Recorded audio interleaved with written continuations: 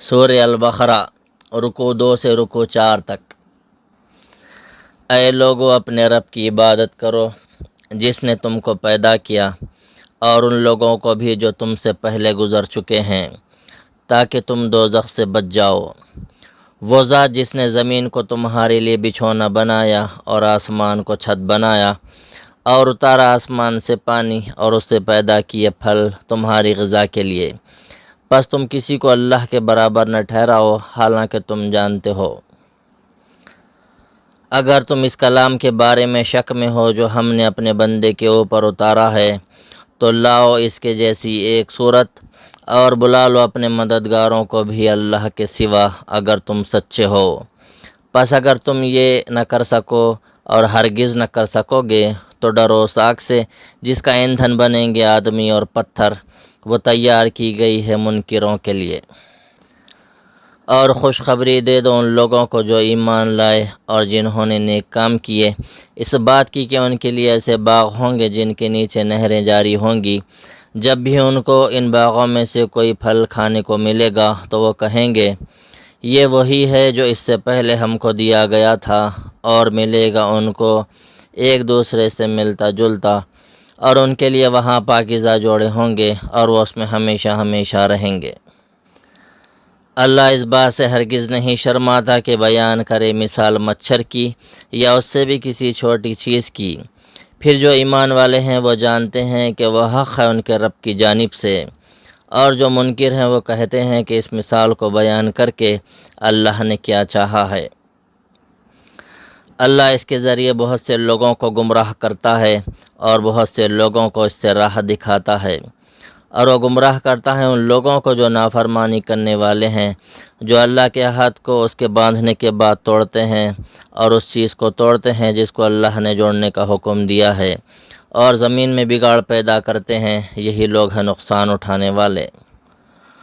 تم کس طرح اللہ کا انکار کرتے ہو، حالانکہ تم بے جان تھے تو اس نے تم کو زندگی عطا کی، پھر وہ تم کو موت دے گا، پھر زندہ کرے گا، پھر تم اسی کی طرف لوٹائے جاؤ گے۔ وہی ہے جس نے تمہارے لیے وہ سب کچھ پیدا کیا جو زمین میں ہے، پھر آسمان کی طرف توجہ کی اور 7 آسمان درست کیے، اور وہ ہر چیز کو جاننے والا ہے۔ اور جب تمہارے رب نے فرشتوں سے کہا کہ میں زمین میں ایک جانشین بنانے والا ہوں، فرشتوں نے کہا، کیا تو زمین میں ایسے لوگوں کو بسائے گا جو اس میں فساد کریں اور خون بہائیں؟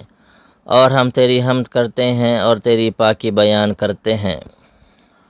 اللہ رب العالمین نے کہا، میں جانتا ہوں جو تم نہیں جانتے۔ اور اللہ نے سکھا دیا آدم کو سارے نام، پھر ان کو فرشتوں کے سامنے پیش کیا اور کہا کہ اگر تم سچے ہو تو مجھے ان کے نام بتاؤ۔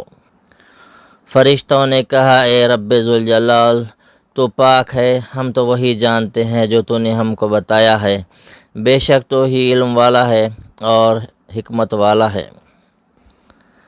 اللہ نے کہا، اے آدم ان کو بتاؤ ان لوگوں کے نام۔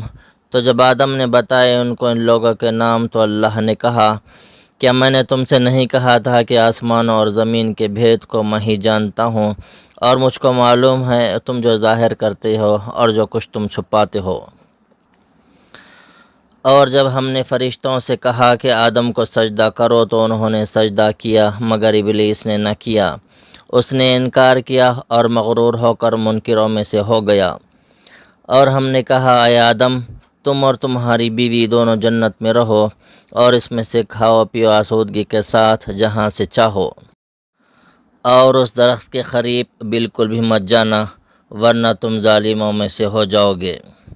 پھر شیطان نے اس درخت کے ذریعے دونوں کو لغزش میں مبتلا کیا اور ان کو اس عیش سے نکال دیا جس میں وہ تھے۔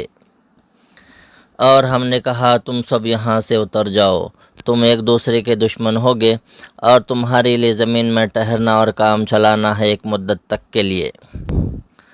پھر آدم نے سیکھ لی اپنے رب سے چند بول، تو اللہ اس پر متوجہ ہوا، بے شک وہ توبہ قبول کرنے والا ہے اور رحم کرنے والا ہے۔ ہم نے کہا، تم سب یہاں سے اتر جاؤ۔ پھر جب آئے تمہارے پاس میری طرف سے کوئی ہدایت تو جو لوگ میری ہدایت کی پیروی کریں گے ان کے لیے نہ کوئی ڈر ہوگا اور نہ وہ کبھی غمگین ہوں گے، اور جو لوگ انکار کریں گے اور ہماری نشانیوں کو جھٹلائیں گے تو وہی لوگ دوزخ والے ہیں اور وہ اس میں ہمیشہ ہمیشہ رہیں گے۔